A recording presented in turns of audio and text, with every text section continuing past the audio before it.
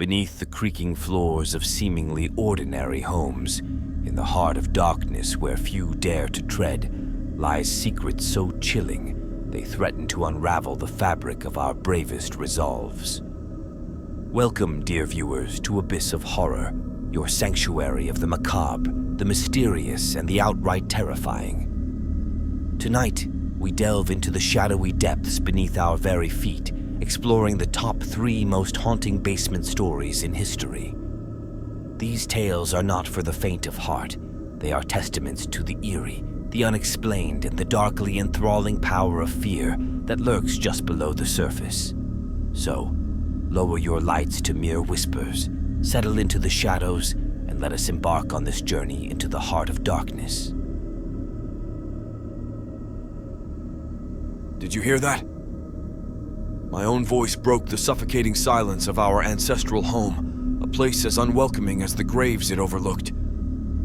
"I didn't," came my brother's dismissive reply, his flashlight cutting through the darkness of the basement, illuminating years of neglect in its harsh beam.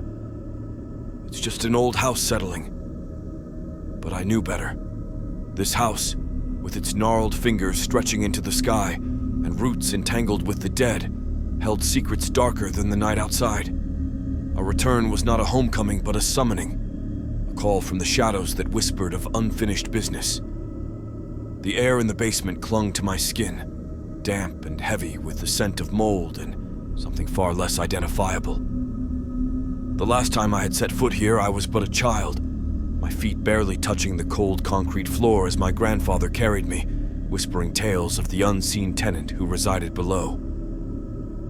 "He watches," Grandfather had said, his voice a mix of fear and respect. "He guards the secrets of this house, the legacy of our family. Never venture into the basement alone, for that is his domain." Years had passed, and with them, the deaths of both my grandparents under mysterious circumstances. The house, left to my brother and me, stood as the final testament to our lineage, a lineage marked by whispers of curses and madness. The sound came again, a shuffling, like the dragging of chains across the floor. My brother paused, his flashlight steady on a corner of the basement, where shadows seemed to dance just beyond the light's reach. "There's something there," I whispered, my voice barely a breath, as fear constricted my throat. "It's probably just a rat," he muttered, though I heard the uncertainty in his voice. He moved forward, the beam of his flashlight leading the way. As we delved deeper into the basement, the temperature dropped, a cold that seeped into my bones, chilling me from the inside out. The light flickered, shadows leaping at the edges of our vision, as if alive. Then we saw it, or rather, felt it first. A presence. An overwhelming sensation of being watched by eyes we could not see. My brother's light landed on an old, decrepit door I had no memory of, its wood swollen with age and dampness, a faint glow emanating from the cracks. "This wasn't here before," I said, my voice trembling, not just from the cold. "We should leave," my brother replied, but his feet remained rooted to the spot, as if drawn by the same morbid curiosity that held me captive. The door creaked open on its own accord, revealing a room that should not exist, a room that pulsed with a malevolent energy. Inside, the source of the glow became apparent, a single candle burning on a table, surrounded by symbols that seemed to twist and move in the flickering light. And there, in the shadows beyond the candle's reach, was the unseen tenant, a figure shrouded in darkness, its eyes a pair of gleaming coals that burned with an unholy fire. "You should not have come," it hissed, a voice like the scraping of bone on stone, a sound that seemed to come from everywhere and nowhere. My brother stepped back, his flashlight dropping from trembling fingers, plunging us into darkness. The candle's glow seemed to grow, casting elongated shadows that writhed and twisted around us. "We didn't mean to intrude," I stammered, my back against the cold wall, feeling the encroaching darkness pressing in. "But you did," the voice continued, closer now, the chill of its breath on my face. "And now you must pay the price for uncovering the secrets of this house." Panic surged, a desperate primal urge to flee, but my legs refused to obey. The unseen tenant moved closer, the darkness enveloping us like a shroud. Then, as suddenly as it had begun, the presence receded, the cold dissipating as warmth seeped back into my limbs.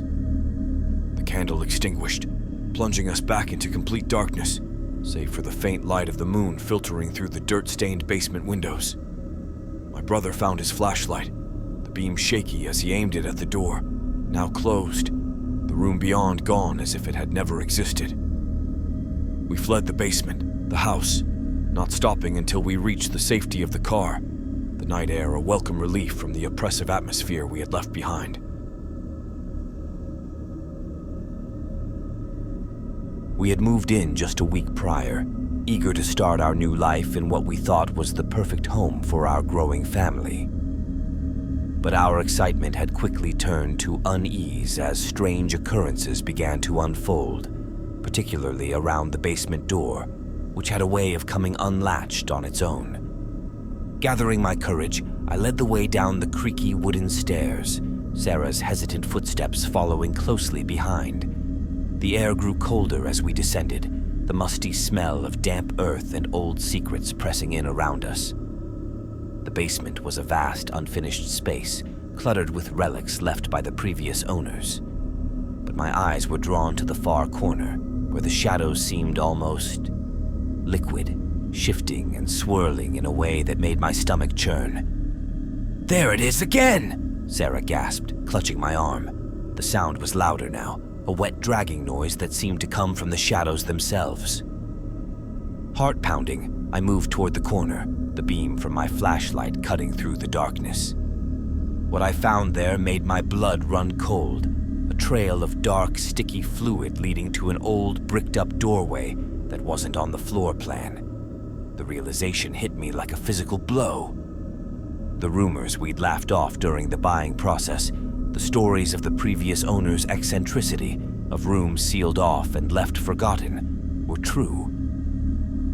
"We need to leave now," I said, voice barely a whisper, but Sarah was rooted to the spot, her gaze fixed on the bricked-up doorway. "No, look!" she exclaimed, pointing to a small, ragged hole at the bottom of the makeshift wall.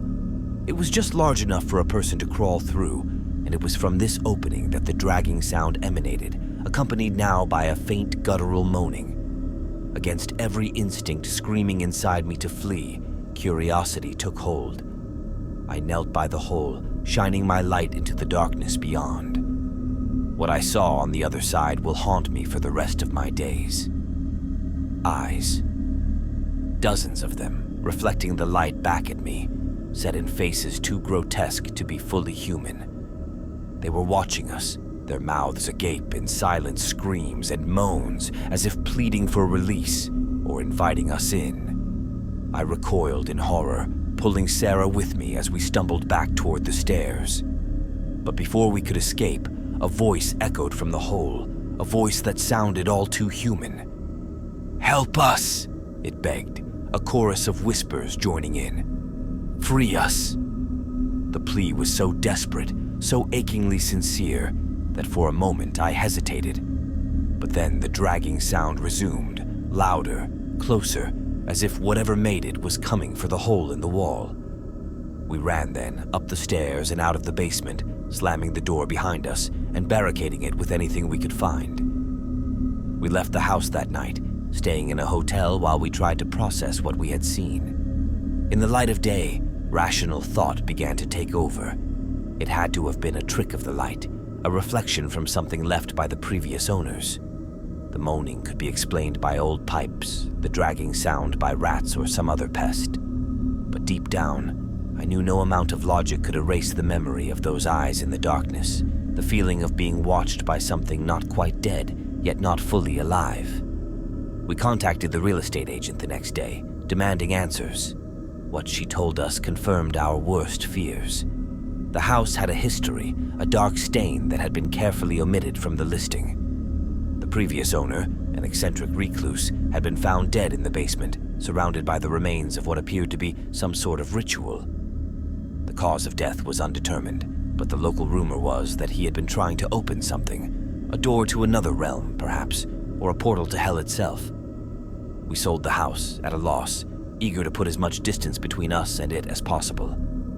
But the experience has left its mark on us, a shadow that lingers in the corner of our vision, a whisper in the silence of the night. They say curiosity killed the cat. In our case, it nearly did much worse. We were lucky to escape with our lives and our sanity intact. Others might not be so fortunate.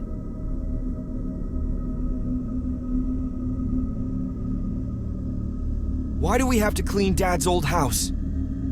My voice echoed in the empty hallway, bouncing off walls that seemed to absorb the light. Because it's ours now, my sister Anna replied, her flashlight piercing the darkness ahead. And who knows? We might find something valuable. The house had been left to us, an unexpected inheritance from a father we barely remembered. It stood isolated, a relic of the past, consumed by overgrowth and whispered rumors in the town about the horrors that lurked within. We made our way to the basement, the last area left to explore. The door groaned open, revealing stairs that descended into the abyss. A foul, earthy smell wafted up, wrapping around us like a cold embrace. As we ventured down, the air grew colder, denser, as if we were walking into the lungs of the house. The basement was vast, cluttered with antiques and boxes, a testament to a lifelong past. Then Anna stopped.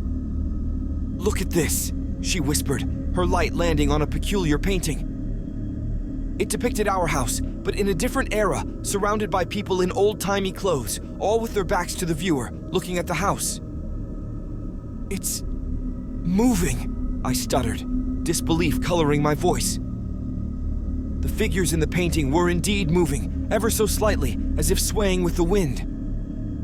We heard a noise then, a soft thud from the deeper shadows of the basement. Anna moved to investigate, her curiosity overriding her fear. I followed, my heart pounding in my chest. The sound led us to a hidden door, cleverly concealed behind a false wall. It opened with a push, revealing a room that wasn't supposed to exist. Inside, the air was thick with dust, and in the center stood a large, ancient-looking book on a pedestal. As if drawn by an invisible force, we approached the book. The cover was adorned with symbols that seemed to shift under our gaze. Anna opened it, and the pages fluttered as if caught in a breeze, stopping on a page with a detailed drawing of the same hidden room we were standing in. The room started to change around us, the walls pulsing and shifting, as if the house was alive. A deep, guttural growl filled the air, resonating from the book itself. "We need to leave now!" I grabbed Anna's arm, but it was too late. Shadows detached from the corners, forming shapes that were vaguely human, their eyes glowing with a malevolent light.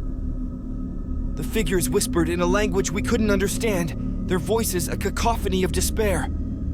We were rooted to the spot, terror rendering us immobile as the shadows advanced.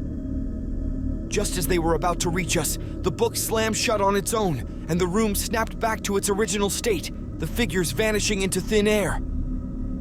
We ran, not stopping until we were out of the basement, out of the house, and into the safety of our car.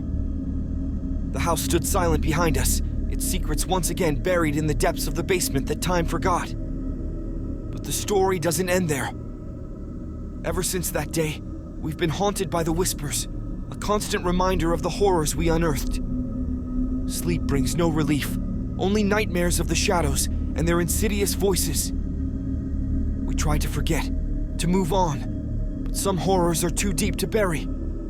They follow us, a specter of the past that refuses to be ignored. As we emerge from the chilling embrace of these tales, one must ponder.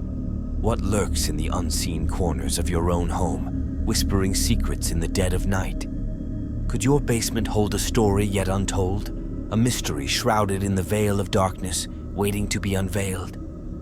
But beware, for once you've peered into the abyss, it gazes also into you. Subscribe and like, become a beacon in the darkness, and join us as we explore the endless mysteries that lurk in the shadows. Together, we stand vigilant against the encroaching night, armed with curiosity and the unquenchable thirst for the macabre.